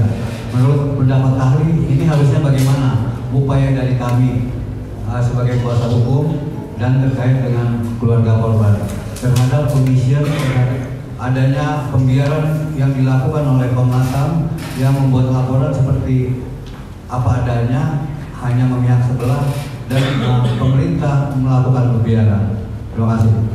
Ya, karena ditanya saya jawab, walaupun mungkin tidak terlalu relevan dengan kasus yang sedang kita persoalkan. Jadi kalau kita lihat pelanggaran HAM atau pelanggaran hukum itu ada crime by omission, crime by commission. Jadi ada yang dilakukan oleh orang atau institusi, jadi crime by commission, tapi ada juga crime by omission karena pembiaran. Nah, di dalam hukum kan kita tahu bahwa kalau kita membiarkan sebuah kejadian bisa kita kena. Misalnya kita di pinggir kolam, duduk-duduk aja, ada anak kecil tenggelam, kita biarin aja, kan kita kan doing nothing, nggak ngapa-ngapain. Tapi itu kita dianggap melakukan kejahatan, tetapi by omission, membiarkan dia. Nah, dalam konteks KM50 ini, maka dua-duanya bisa terjadi, bisa crime by commission, yaitu orang yang melakukannya, tapi bisa juga crime by omission kalau kekuasaan membiarkannya untuk tidak diproses sesuai dengan peraturan perundang-undangan yang berlaku dengan tujuan mencari atau menggapai keadilan. Saya tanya, keputusan Pengadilan Jakarta Selatan itu kapan ya? Kapan dan sudah inkrah atau belum? Belum inkrah. Dan kapannya? Yang jelas setelah Januari kan? Kalau tidak salah 8 Maret. Berapa? 8 Maret. 8 Maret ya. Bisa nggak kita menjadikan suatu putusan yang datangnya belakangan ya, untuk menangkap seseorang berdasarkan klaim bahwa dia sudah melakukan berita bohong? Mungkin yang mulia hakim paham maksud saya. Jadi Habib Bahar ini kalau tidak salah ditersangkakan tanggal 2 Januari ya kalau tidak salah. Kenapa saya hafal? Karena saya bikin konten YouTube. Tanggal 2 Januari diperiksa, datang, ditangkap, dan kemudian tanggal 3 Januari. Datangnya tanggal 2, kemudian ditahannya tanggal 3. Tanggal 3 semuanya. Sementara putusan itu sendiri Maret. Ya kan? Jadi ya berarti kan dasar waktu menahan dan menangkapnya kan nggak ada untuk mengatakan dia sudah melakukan berita bohong. Kalau kita pakai perspektif perbandingan, karena perbandingannya datang belakangan, oke? Dan datang belakangan itu belum inkrah lagi. Jadi kita paham bahwa putusan belum inkrah belum bisa dikatakan dia sebagai sebuah jurisprudensi. Nah, itu satu. Yang kedua, ibu-ibu dan bapak-bapak sekalian, masalah itu sering tidak apple to apple. Tidak bisa kita katakan ini sama. Ini apel ini sama apel ini. Karena sepanjang yang saya tahu atau sependek yang ahli tahu, kasus di Pengadilan Negeri Jakarta Selatan itu terkait dengan pembuktian atas terdakwa 2 orang anggota Polri. Dan kejadian yang dibuktikan itu adalah kejadian yang terkait dengan hilangnya nyawa 4 orang. Dan itu satu di skup yang sempit sekali, yaitu mobil Xenia, kan begitu ya. Jadi itu saja. Nah, padahal kalau kita melihat kasus KM50 ini kan tidak hanya soal perkara mobil Xenia-nya, tetapi banyak soal lain. Sebagai contoh misalnya, bagaimana konstruksi 2 orang itu, 2 orang yang ini ya, bagaimana kemudian surveillance-nya, siapa yang memerintahkan, ada komando atau tidak, apakah ada institusi lain yang terlibat. Nah, based on apa? Laporan Komnas HAM salah satunya misalnya. Jadi, kalau menurut saya, apa yang disidangkan di dalam Pengadilan Negeri Jakarta Selatan itu hanya kecil sekali, hal yang kecil, dan itu pun belum inkrah. Jadi tidak bisa dikatakan bahwa tiba-tiba itu sudah mencakup semuanya. Itu yang bisa saya jawab. Pertanyaan terakhir, dengan demikian apa yang bisa digunakan sebagai parameter untuk mengukur ada atau tidaknya kebohongan dari Habib Bahar? Ya itulah persoalan kita semua. Iya kan? Kita mengatakan si A bohong, ya kan? Kalau si A bohong, maka harus ada yang tidak bohongnya, dan itu sudah justified. Nah, gimana kita mengatakan si A bohong? Lalu kemudian, ya saya kasih contoh misalnya mimpi ketemu Nabi berdasarkan berita bohong. Bagaimana kita mengatakan tidak ada orang yang bisa membuktikan bahwa apakah itu bohong atau tidak? Lalu yang dilaporkan bilang, bagaimana kira-kira jam berapa dan lain sebagainya, seperti apa kejadiannya? Mohon maaf Pak, saya nggak bawa handphone waktu mimpi karena nggak bisa ngerekamnya. Jadi maksud saya banyak hal-hal yang konyol di Republik ini gara-gara Undang-Undang 1 1946. Padahal ujung-ujungnya sebenarnya kalau kita mau tarik garis, ini kan bukan soal bohong dan tidak bohong, ini kan soal ada kelompok kritis dalam masyarakat, ya kan? Yang barangkali tidak mengendorse kekuasaan, setiap saat diincar, diintip, ya kan? Kalau kepleset, nah kebetulan dia ngomong, misalnya dia ngomong jin buang anak, kebetulan ini kan ada persoalan, ya kan? Nah, maksud saya nggak begitulah. Kita appeal sebagai warga negara di depan Pak Hakim. Apa begitu menegakkan hukum? Maka saya kembali kepada tugas konstitusional negara, yaitu melindungi segenap bangsa dan seluruh tumpah darah Indonesia. Ini yang tidak dipahami oleh penyelenggara negara dan juga para pejabat publik yang membuat RUU KUHP. Kenapa? At the first place, hal yang pertama dilakukan negara adalah melindungi rakyat, bukan melindungi pejabat, apalagi konglomerat. Jadi kalau kita mau buat peraturan perundang-undangan, pastikan dulu rakyat terlindungi. Ini enggak, dilindungi semua pejabat-pejabat dari kemungkinan dan penghinaan. Rakyat dihina, ya kan? Rakyat dimaki-maki, nggak ada perlindungannya sama sekali. Jadi paradigma bernegara kita yang menurut saya kita harus berubah. Jangan seperti kita kemudian menggunakan hukum itu sebagai alat koersif, sebagai alat untuk membidik, bukan alat untuk memberikan rasa nyaman, rasa aman dan adil bagi masyarakat, begitu. Baik. Dari kuasa hukum terakhir, majelis mohon izin, dalam satu kasus ini, ini kan bukan cuma kebohongan terkait nafsuhada, tapi juga terkait pernyataan soal Habib Rizik. Iya. Ya, Habib Rizik mengatakan, Habib Bahar mengatakan Habib Rizik ditangkap dan dipenjara karena maulid. Sedangkan menurut perspektif yang satu lagi, itu bukan karena maulid, tapi karena prokes. Seperti itu. Kadarullah waktu itu ahli juga jadi ahli di persidangan Habib Rizik. Yeah. Nah, saya mau memastikan apakah keterangan misalnya seseorang dipidana, ditangkap, dipenjara, sama divonis itu apa ada perbedaan? Karena yang dikatakan Habib Bahar ini bukan Habib Rizik divonis, tapi ditangkap dan dipenjara. Sebagaimana yang di statement oleh pihak kepolisian seperti itu. Iya, kalau misalnya menggunakan prokes, undang-undang tentang apa? Sampai lupa saya, undang-undang tentang kesehatan masyarakat, tentang kekarantinaan kesehatan yang nggak bisa ditahan, ya kan? Karena ancaman hukumannya cuma 1 tahun, kan begitu. Jadi alasan objektifnya nggak kena. Lalu kenapa kemarin Habib Rizik ditahan? Karena digunakan pasal lain, yaitu pasal 160 KUHP, pasal melakukan provokasi untuk melakukan tindak pidana. Makanya kata Rocky Gerung dalam sebuah diskusi, di mana logikanya Habib Rizik memprovokasi Habib, ya kan, untuk berbuat tindak pidana. Tindak pidananya itu menghadiri maulid, kan begitu kan? Logikanya kan tindak pidananya menghadiri maulid. Karena kalau cuma prokes saja nggak bisa ditahan dia, karena cuma 1 tahun. Nah, dalam proses persidangan berikutnya yang 160 KUHP tidak terbukti, kemudian ormas tidak terbukti, yang terbukti ya prokes. Maka ya kan, Habib Rizik itu ketika dia proses penahanan dan penangkapan dulu ya, penangkapan dan penahanan memang bukan prokes. Dia ditahan dan ditangkap karena konstruksi pasal gara-gara melakukan melakukan maulid, menyelenggarakan maulid yang dikonstruksikan dan melalui pasal pidana pasal 160 KUHP, yaitu memprovokasi. Jadi memprovokasi orang untuk kumpul melakukan maulid.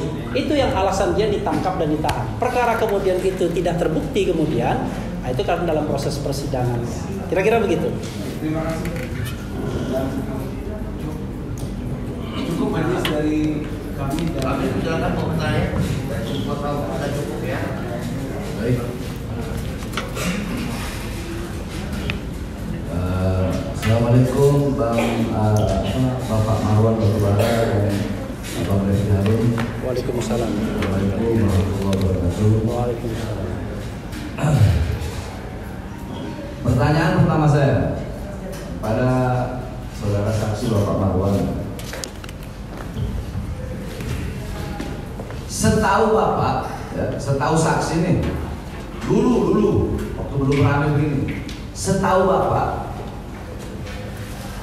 saya ditahan karena apa? Yang Bapak tahu sebelum ada kasus ini, waktu lagi rame-ramenya, Habib ditahan, tanggal 3 Januari itu, Bapak tahunya itu karena kasus apa? Kasus yang kaitannya dengan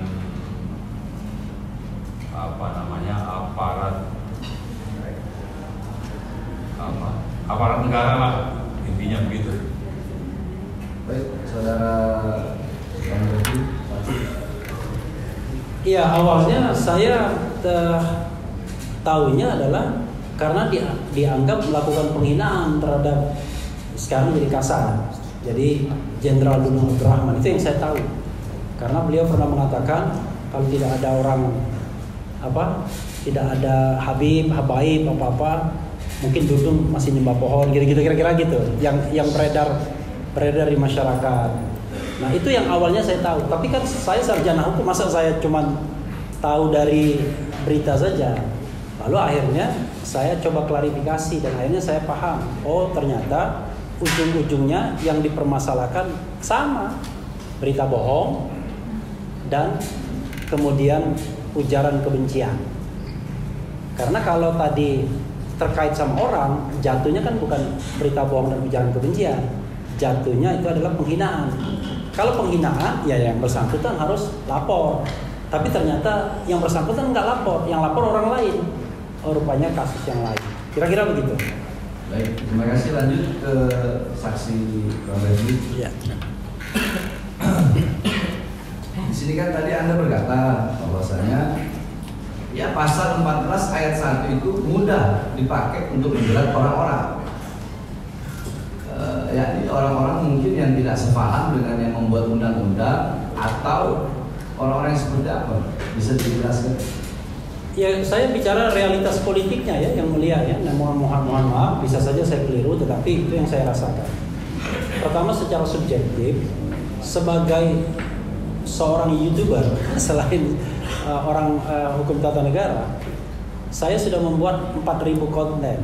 Apa yang saya pikirkan setiap saya saya membuat konten itu, kira-kira ada nggak deliknya? Dan yang selalu saya pikirkan deliknya itu apa? Berita bohong. Kenapa? Karena saya rasanya kalau bicara penghinaan atau bicara mengenai ujaran kebencian, saya bisa kontrol untuk diri saya sendiri, untuk tidak menghina orang, untuk tidak memaki orang, kan begitu? Saya bisa kontrol. Tapi kalau berita bohong, Allahu Akbar, bagaimana kita kontrolnya? Misalnya, kita membacakan berita, ya kan? Lalu kita mengulasnya. Tiba-tiba berita itu berita bohong, berita yang nggak benar. Kena nggak kira-kira kita? Kena kita sebagai orang yang menyebarkan berita bohong. Siapa yang mengkonstruksikan itu berita bohong? Ya siapa aja yang tiba-tiba datang ke polisi mengadukan Refli Harun sudah menyebarkan berita bohong, tolong diperiksa.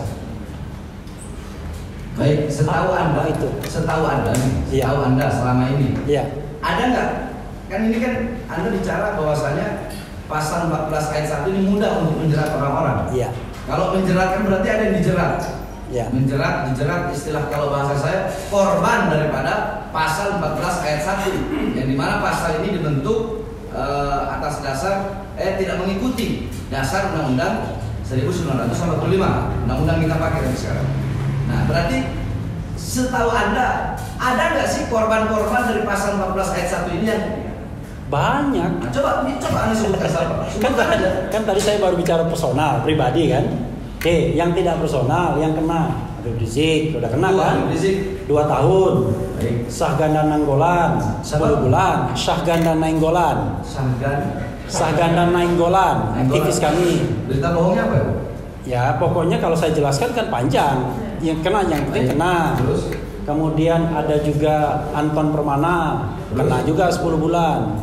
Jumhur Hidayat kena juga 10 bulan. Terus? Jadi Ratna Sarumpait kena juga 10 bulan. Jadi ya beberapa orang banyak, nggak mungkin lah saya hafal satu-satu kan. Tapi intinya adalah undang-undang ini itu yang sudah inkrah. Tapi yang diadukan itu banyak. Emang saya nggak pernah diadukan? Pernah diadukan saya. Jadi yang diadukan itu juga banyak. Jadi pokoknya intinya kalau kita tidak setuju dengan pendapat orang, ada 2 kemungkinan. Adukan dia melakukan berita bohong atau dia melakukan ujaran kebencian. Udah. Nah, yang paling gampang adalah berita bohong karena kita tidak bisa kontrol. Sebagai seorang jurnalis YouTube, ya kan? Saya kan tidak bisa mengontrol semua pemberitaan melalui portal media itu benar apa enggak. Tapi kan Anda bisa melakukan check and recheck. Nggak mungkin YouTuber perseorangan bisa melakukan check and recheck at the same time. Yang ada adalah kalau ada orang protes, minta hak jawab, kita kasih dia space yang sama, kan begitu. Tapi kalau misalnya kita, wah ini ada berita, kita cek dulu ke sana kemari dan lain, nggak bikin konten gitu, nggak masuk akal itu namanya. Nah, karena itu berita bohong ini banyak sekali. Babe Hekal juga diadukan berita bohong. Kemudian Greenpeace diadukan berita bohong. Siapa lagi? You name it. Yang kira-kira Edi Mulyadi kayaknya kena juga berita bohong. Jadi pokoknya yang kritis-kritis yang pernah diadukan ke polisi rata-rata berita bohong, gitu. Baik. Terus selanjutnya pertanyaan saya kan Anda tadi mengatakan bahwasanya keonaran di sini, berita bohong yang menyebabkan keonaran adalah keonaran fisik, gitu kan? Keonaran fisik, bukan keonaran daring, bukan keonaran virtual. Karena keonaran daring, keonaran virtual itu ya setiap hari itu pasti ada. Dan kalau kalau gara-gara itu dilaporkan, penjara nggak bakal muat, Polda Jabar nggak bakal muat, Polda Metro nggak bakal muat. Nah, pertanyaan saya, berarti keonaran fisik menurut ilmu yang Anda tahu, sepengetahuan Anda itu keonaran fisik? Absolutely. Kenapa? Mana ada internet tahun 46? Iya kan? Mana ada internet? Baik, saya ingin bertanya, maksud daripada hak jawab itu apa sih? Ya gini, jadi kita ini kan negara berdemokrasi. Bisa jadi ketika kita menyampaikan informasi yang kita sampaikan tersebut barangkali akan disanggah orang, dianggap tidak benar, atau menyinggung perasaan orang, atau katakanlah orang tersebut berkeberatan. Kalau negara kita demokratis, ya bukan dipidanakan, tapi diberikan ruang untuk menjawab. Kan begitu. Misalnya Habib mengatakan bahwa KM 50 itu mereka disiksa, ya kan? Dan jangan lupa, torture atau penyiksaan itu adalah jus cogen dalam hukum internasional. Jadi semua negara di dunia ini sepakat bahwa itu adalah sebuah kejahatan. Beda sama hukuman mati. Nah, kalau mereka tidak setuju, ya harusnya mereka jawab. Itulah negara demokrasi, ada jawab jinawabnya. Bahwa apa yang disampaikan Habib Bahar, kami berkeberatan, tidak benar. Cuma harus ada adresetnya, harus ada orangnya. Pertanyaannya adalah, siapa yang berkeberatan terhadap pernyataan Habib Bahar? Kan begitu. Kan harus jelas. Pertanyaannya adalah, harusnya yang paling potensial berkeberatan itu Yusmin Ohorela dan Fikri Ramadan, kan begitu, terdakwa dalam kasus ini. Sementara pihak Polri sendiri justru yang memproses kasus, yang berkepentingan untuk, ya kan, dia kan melakukan proses penyelidikan. Kalau terdakwanya bebas, wah itu penyelidikannya nggak profesional dong, berarti kan kira-kira begitu, nggak benar dong buktinya. Nah, tapi masalahnya kan kita nggak jelas ini, yang berkeberatan siapa, ya kan? Lalu yang protesnya siapa? Tapi tiba-tiba yang bersangkutan beliau, pokoknya Anda sudah menyebarkan berita bohong, pembandingnya juga belum ada. Kalaupun ada pembanding yang kecil itu nanti later kemudian dengan putusan pengadilan yang tanggal Maret itu, dan itu pun tidak apple to apple saya bilang. Nah ini yang saya bilang, nggak jelas subjek dan objeknya itu nggak jelas. Sama seperti tadi pasal 28 nggak jelas juga kalau kita bicara sarahnya. Nah belum lagi keonarannya. Keonaran itu saya katakan harus reasonable. Masa keonaran bersifat daring, kalau daring itu, kalau ada soal daring misalnya, yang lebih daring itu banyak tuh, misalnya pernyataan soal big data. Itu justru jauh lebih heboh sampai memunculkan demonstrasi di mana-mana kan, bikin macet dan lain sebagainya. Jangan-jangan ada korban juga pada waktu itu, ada yang kecopetan dan lain sebagainya misalnya. Karena itu ya hukum itu harus diterapkan secara rasional. Dan kalau ada orang yang berkeberatan, diberikan kesempatan dia untuk klarifikasi. Misal ya, dalam konteks ini kan yang menyebarkan yang bersangkutan, siapa namanya? Ya kan sayang sekali nggak pernah disebutkan, beliau. Kalau misalnya ada institusi, ada orang yang berkeberatan terhadap konten itu, secara logika ya datang ke beliau, tolong dong dibuat klarifikasi saya, kan begitu. Artinya kalau kita bicara gradasi penonton ya kurang lebih sama kan, tapi mau dimuatnya di YouTube dia, tapi minta klarifikasinya di channel Refli Harun, kan nggak kompatibel jadi. Atau dibalik, ya kan? Dimuatnya di Refli Harun, klarifikasinya di tempat sana misalnya. Nah, sebenarnya kan kepantasan saja. Intinya adalah kita harus memberikan kesempatan kepada orang untuk menyanggah kita, karena kita tidak boleh berpretensi pasti benar.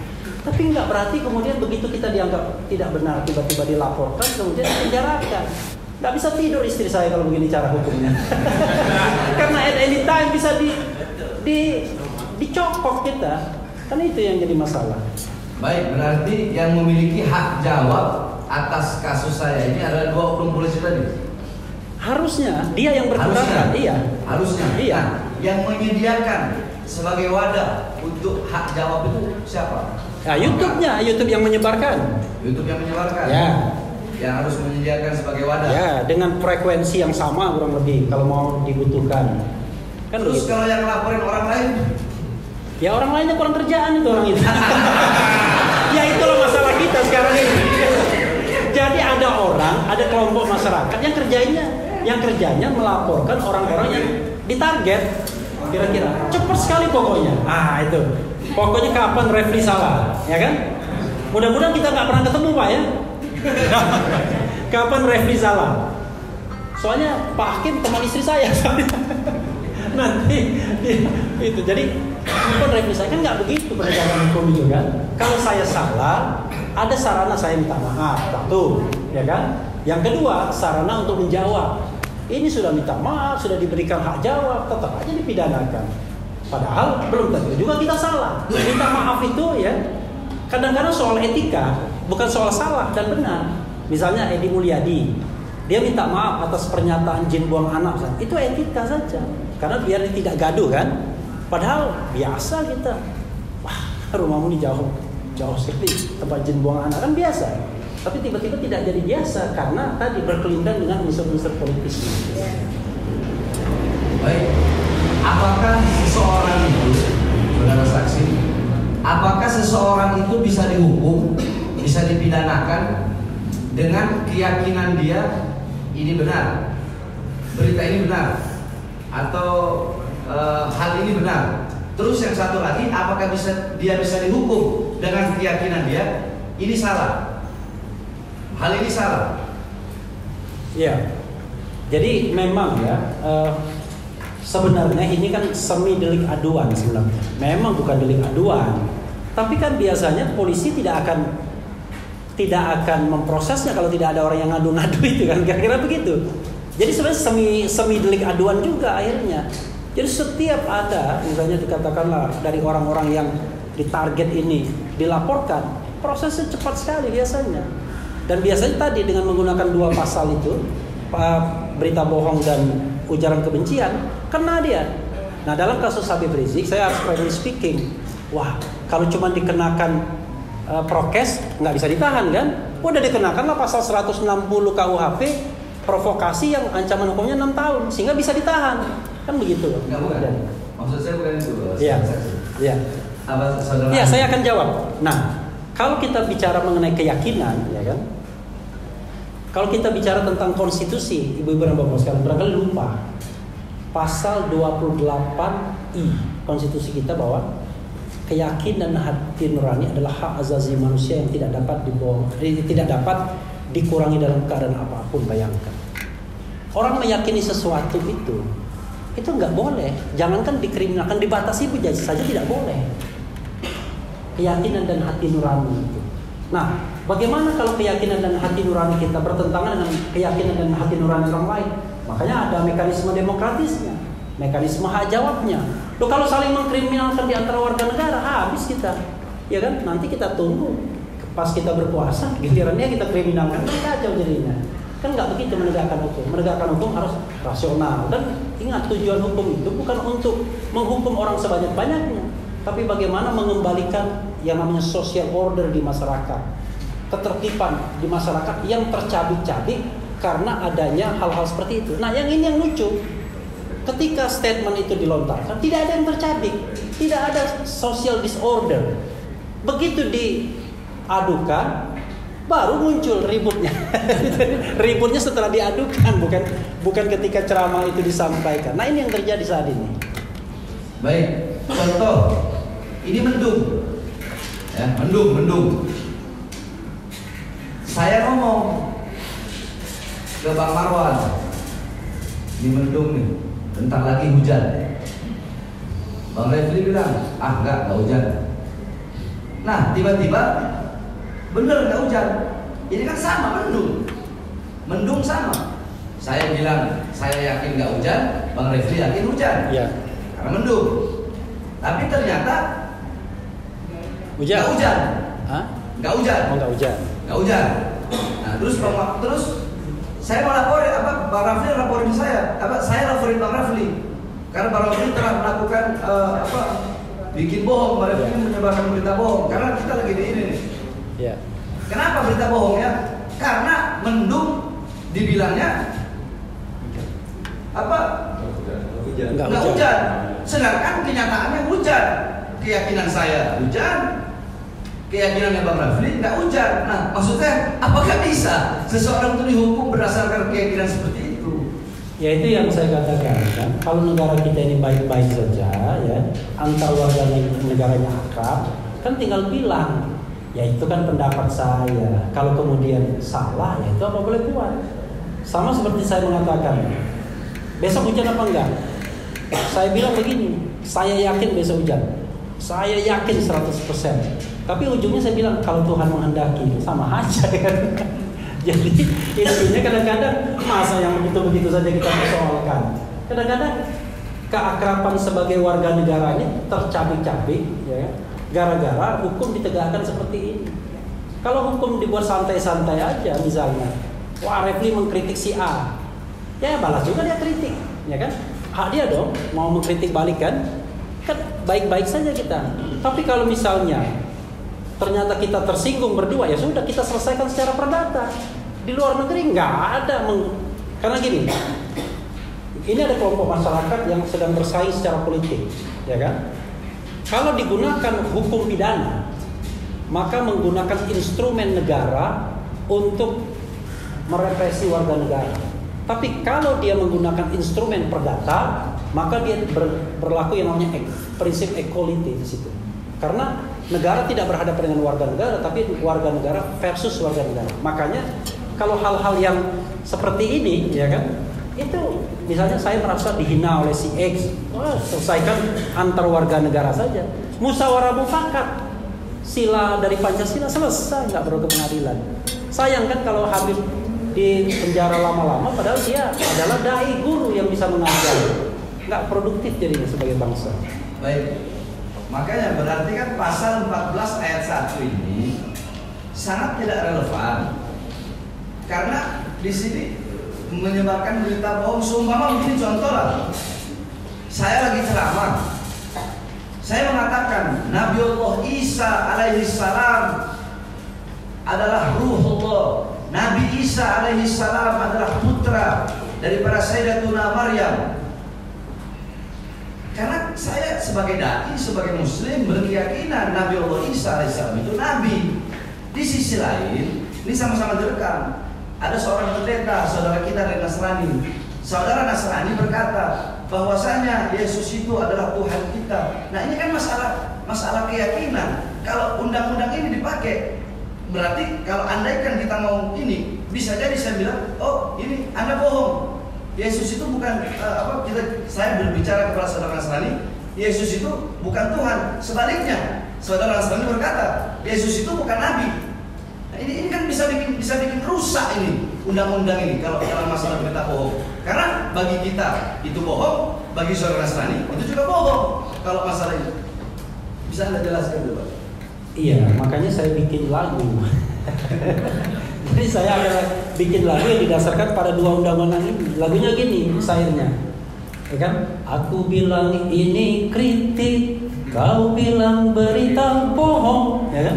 Aku bilang ini kritik, ujaran kebencian kau tuduhkan. Aku bilang ini kritik, kau katakan penghinaan. Begitu. Semua serba salah, aku harus bagaimana? Coba ya. Itu refleksi saya terhadap mudahnya orang dipidanakan karena pasal tentang satu, berita bohong, kedua, penyebaran kebencian, ketiga, penghinaan. Makanya judulnya berita bohong. Baik, saudara saksi, ini kan masalah saya kan masalah ceramah. Ceramah ini kan berkaitan dengan agama. Ya. Saya ingin sedikit nanti saya bertanya. Ada dua hadis yang bertentangan. Ya. Itu namanya ta'arud. Contoh hadis riwayat Abdullah bin Abbas yang dimana yakni usriya biruhi wa jasadi. Hadis Sayyidatuna Aisyah usriya biruhi.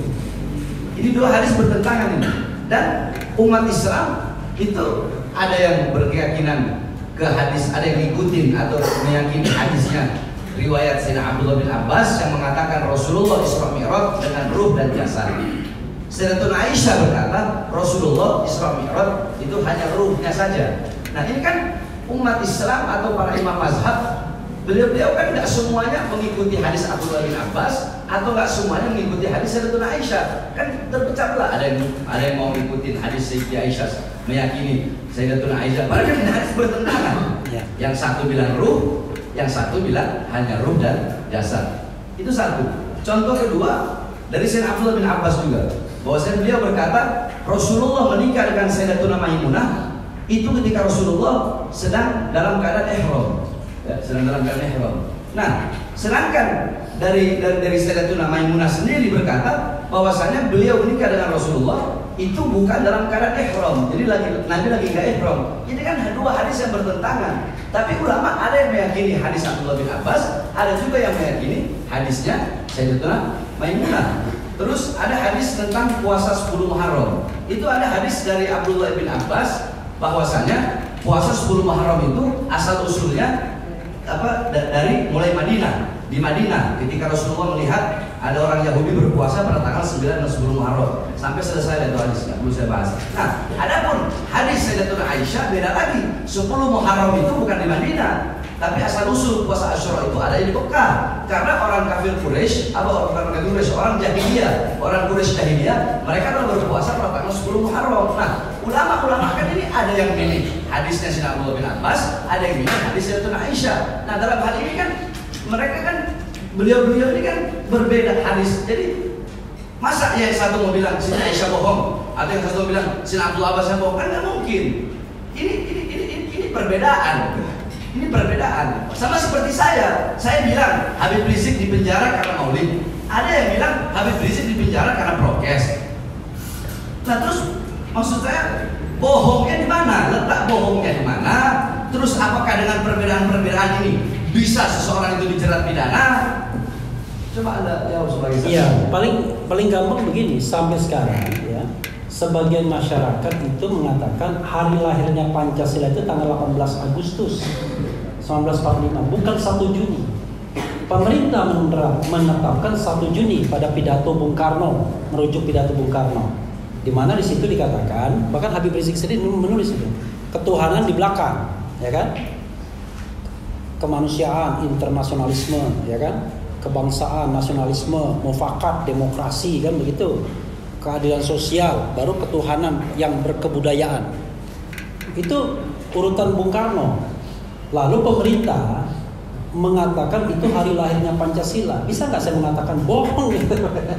Karena Pancasila yang benar itu 1. Ketuhanan yang Maha Esa, 2. Kemanusiaan yang adil dan beradab, 3. Persatuan Indonesia. Dan itu tanggal 18 Agustus. Jadi semuanya di sini yang mulia hakim konstitusi, perbedaan pendapat itu biasa saja di dalam di dalam kehidupan kita. Nah, dalam kasus beliau, menurut saya satu hal yang perlu kita pahami adalah ketika beliau ngomong tentang sesuatu itu ngarang sendiri atau ada dasarnya, ada rujukannya. Jadi misalnya mengenai korban-korban KM 50, ya kita juga mendengar isu-isu itu. Kan cuma nggak berani aja ngomongnya. Kalau beliau berani, itu aja masalahnya, ya kan? Kalau kita cuma berani kasak kusuk, kira-kira begitu. Nah, ini kalau kita lihat, ini versinya berbeda dengan apa yang diputuskan di Pengadilan Negeri Jakarta Selatan. Beda 180 derajat. Sekarang pertanyaannya, kira-kira yang bohong yang mana? Kira-kira. Kalau yang bohong yang ini, ya silakan Pak Marwan ditangkap sekarang, ya kan? Kan begitu. Nah, beliau mengatakan ini kan ada dasarnya salah satunya buku ini, ya kan, pengaduan keluarga korban dan lain-lain. Nah, itu hargai saja sebagai sebuah cara untuk menemukan kebenaran. Kan kita juga belum puas dengan kebenaran yang sudah dihasilkan melalui sidang itu. Karena bayangkan 6 nyawa meninggal, kira-kira begitu. Tapi tak ada satupun yang ditahan sehari pun tak ada yang ditahan, kata orang Malaysia, ya kan? Bahkan pernah saya membuat konten yang aneh bin ajaib. Ada statement dari penegak hukum mengatakan bahwa mereka sudah menonaktifkan, waktu itu belum tersangka, terduga, ya kan? Waktu itu kira-kira bulan Maret atau bulan April statement itu saya dengar pada tahun 2021. Tiba-tiba ada statement lain. 1 sudah meninggal bulan Januari. Yang siapa? Yang satunya Elvira namanya kalau nggak salah. Nah, lalu yang dinonaktifkan siapa? Karena penonaktifannya itu kira-kira bulan Maret, bulan April. Tapi tiba-tiba mengatakan yang 1 sudah meninggal bulan Januari. Lah, yang dinonaktifkan siapa? 3 orang yang dimaksud itu. Nah, yang ini saja sebenarnya banyak soal. Termasuk press conference mengatakan awalnya kan 6 mati dalam tembak menembak kan begitu. Tapi tiba-tiba direvisi jadi 2. Kan banyak hal-hal yang sebenarnya memancing pertanyaan kita, ya kan? Lalu saya misalnya ngomong dengan seorang jenderal bilang, waduh itu kerjaan kita. Sederhananya adalah, if something happen dengan seseorang, 2 orang itu, ya Anda kan kalau misalnya persoalan pengadilan kemarin kan nggak ada bukti, nggak ada saksi lain, karena semua saksi sudah meninggal. Lalu didasarkan pada apa pengadilan? Ya saksi pelaku sendiri. Kira-kira kalau Pak Hakim mengadili seperti itu gimana coba? Iya kan? Berarti kan saksinya cuma satu arus kan? Dari petugas sendiri. Nah, yang seperti ini hanya bisa kita pikirkan secara rasional. Oh ya begini. Tapi kalau saya forecastkan secara terang-terangan, karena ini di pengadilan kan ada jaminan kan, ini tidak akan apa-apakan. Diporkeskan secara terang-terangan yang begini, waduh langsung kita dianggap menyebarkan berita bohong, walaupun yang kita sampaikan itu adalah fakta dengan analisis yang masuk akal rasional. Itu persoalannya. Tapi sekali lagi, kalau beliau menyampaikan itu nggak ada dasarnya, nggak ada hujan, nggak ada angin, tiba-tiba beliau bilang begitu, ya itu berarti bermasalah beliau. Tapi kalau itu sudah merupakan keyakinan orang, omongan orang, ada buku ini, ada berita bawah tanah, ada grup WA yang menyebar, ada gambar-gambar yang menyebar, ya itu sih yang namanya pengetahuan publik itu yang begitu-gitu, yang kita nggak bisa ngomong apa adanya. Nah, karena itu kalau kita mau bernegara secara benar, ada yang namanya conflict of interest, kan? Seseorang tidak bisa menjadi hakim bagi dirinya sendiri. Maka untuk kasus ini harus dibuat tim independen mencari fakta, fact finding. Termasuk juga misalnya hak. Kenapa diperlukan yang namanya pengadilan HAM itu? Karena pengadilan HAM itu bisa merekrut penyidik independen. Kan begitu?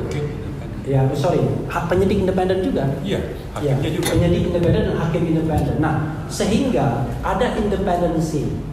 Kalau kita bicara tentang conflict of interest, ya Anda nggak mungkin bisa berlaku adil terhadap kasus yang kira-kira tersangkut dengan diri Anda sendiri. Nah, rakyat Indonesia yang cerdas sudah tahu semua yang begini-begini. Cuma kan kita nggak bisa ngomong, itu masalahnya. Begitu ngomong salah, diincar kita. Langsung berita bohong, ya kan? Nah, mudah-mudahan ini tidak terjadi kepada saya. Ya. Jadi, kenapa Pak Marwan Batubara yang bikin buku TP3 yang beliau anggotanya, kenapa nggak ditangkap? Kenapa nggak ditahan? Karena mungkin beliau tidak pernah mengkritik kebijakan-kebijakan dan kezaliman pemerintah. Mungkin begitu. Baik, pertanyaan selanjutnya. Makanya nggak ditangkap, makanya saya ditahan, saya dibicara. Pertanyaan selanjutnya, saudara saksi ahli. Iya. Berarti intinya dari semua tadi pasal 14 ayat 1 disangkakan kepada saya itu bahwasanya itu adalah yakni tidak menyebabkan keonaran fisik, harus ada hak jawab, dan itu pun terjadi di mana-mana banyak, yakni tidak bisa diinikan. Yakni intinya berarti pertanyaannya tentang pasal 14 ayat 1 ini pantas atau tidak disangkakan kepada saya? Tidak pantas. Tidak pantas, baik. Nggak, terus jawaban tidak pantas bukan hukum, tidak adil. Tidak adil lagi. Baik, tidak pantas, tidak adil. Nah, ya ini kan polisi, pengadilan, kejaksaan, ini kan aparatur negara. Nah, apakah turut campurnya negara dalam hal ini, ya dalam hal ini maksudnya dalam kasus saya ini melalui pemidanaan saya ini, berarti negara mempelopori atau mendukung teori spiral kekuasaan dengan represi terhadap saya dengan kasus ini. Iya. Iya kan jawabannya. Jadi gini, ini kan ada paradoks ya. Paradoksnya begini, kita tahu bahwa dalam kasus ini tersangkanya adalah 3 orang. Jadi ada Elwira yang meninggal kecelakaan motor tunggal bulan Januari, kemudian ada Yusmin Ohorela, dan kemudian satunya lagi adalah Fikri Ramadan. Oke. Dalam situasi yang normal, harusnya mereka dong yang berkeberatan, ya kan? Karena mereka tersangka kan. Artinya kalau misalnya Habib Bahar mengatakan ada penyiksaan, beliau mengindikasikan ada penyiksaan dan lain sebagainya, maka pelakunya mutatis mutandis harusnya mereka, kan begitu ya? Secara teoritis, mereka yang akan marah dong, yang akan tersinggung kan? Penegak hukum yang melakukan proses penyelidikan dan penyidikan harusnya senang, ya kan? Harusnya senang. Waduh, berarti makin terbukti nih dakwaan kita, ya kan? Kan begitu. Masa kita mendakwa orang tidak ingin itu terbukti? Kan aneh. Kalau gitu nggak usah didakwa aja, ya kan?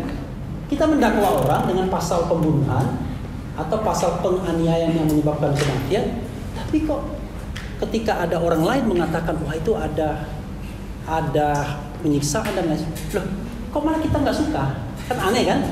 Harusnya kita suka dong, karena berarti penyelidikan dan penyidikan serta pendakwaan kita tuh didukung oleh opini Habib Bahar dan Marwan Batubara, kan kira-kira begitu. Kalau nggak senang malah aneh. Saya pakai logika berpikir, walaupun kita semua udah tahu jawabannya, yang begini-begini kan kita paham lah. Cuma saya pakai logika saja, kan aneh. Kenapa nggak suka? Toh yang lain kan nggak terlibat, logikanya kan begitu. Institusi kan nggak terlibat, loh. Kenapa kita risau? Ingat, kita mencari kebenaran, bukan mencari pembenaran, kan begitu. Itu jawabannya.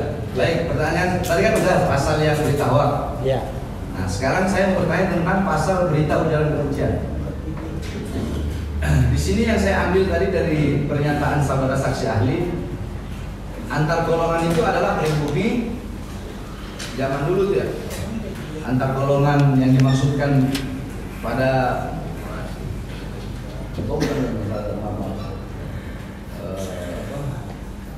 antar golongan itu pribumi Eropa dan timur asing, ya. Ini yang antar golongan. Dulu zaman sebelum merdeka. Nah, kalau sekarang tadi yang Anda jelaskan Polri, TNI itu tidak termasuk antar golongan. Menurut pendapat keahlian saya begitu. Tidak termasuk antar golongan. Karena dia nggak mungkin disebut golongan, karena dia adalah bagian belongs to republic, dia milik negara. Jadi Polri itu merah putih, bukan golongan tertentu. Ini rakyat. Jadi ibarat kata, bukan ibarat, rakyat Indonesia itu adalah ibu kandung daripada ibu kandungnya polisi dan TNI. Ya. Nah, terus ujaran kebencian, sara.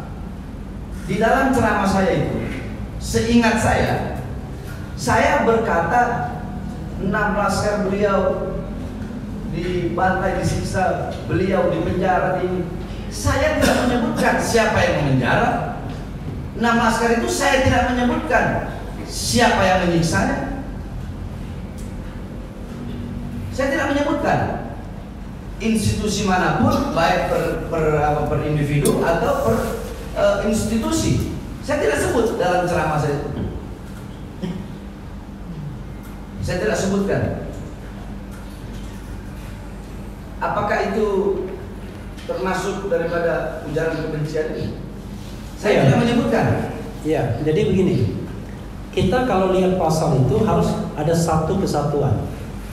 Jadi ada unsur barang siapa ya, setiap orang, kemudian menyebarkan, ya kan? Ada perbuatan untuk menyebarkan, kemudian ada apa yang disebarkan yaitu ujaran kebencian, dan kepada siapa ujaran kebencian itu ditujukan, kepada individu atau kelompok, dan basisnya sara. Jadi nggak bisa hanya kepada Refli Harun saja atau kepada Bang Marwan, karena individu tapi nggak ada basis saranya misalnya. Saya tidak melihat objeknya siapa. Pertama pertanyaannya, kalau kita tanyakan siapa subjeknya, Habib Bahar, oke? Kegiatan menyebarkannya YouTube beliau, kan begitu? Yang menyebarkannya kan YouTube beliau. Ujaran kebenciannya nggak tahu saya, terus terang nggak tahu. Apa yang dikonstruksikan sebagai ujaran kebencian nggak tahu. Lalu kepada siapa ujaran kebencian yang saya tidak tahu itu ditujukan? Nggak tahu juga saya. Individunya siapa, kelompoknya siapa, nggak tahu saya. Lalu apa argumentasi saranya, nggak tahu juga saya. Maka paling tidak dari unsur itu saya tidak tahu ujaran kebenciannya apa, kepada siapa, dan basis saranya apa. 3. Yang saya tahu cuma 2. Subjeknya beliau, yang menyebarkan beliau. Jadi unsurnya lebih banyak tidak lengkapnya dibandingkan lengkap. Itu yang saya pahami. Baik, berarti pasal ujaran kebencian itu pantas atau tidak didakwakan kepada saya? Tidak pantas. Tidak pantas. Ya. Adil atau tidak? Tidak adil. Benar apa tidak? Tidak benar. Baik. Tapi saya bukan terdakwa. Iya. Iya. Saya kan emang begini bicaranya, mau masak aja begini.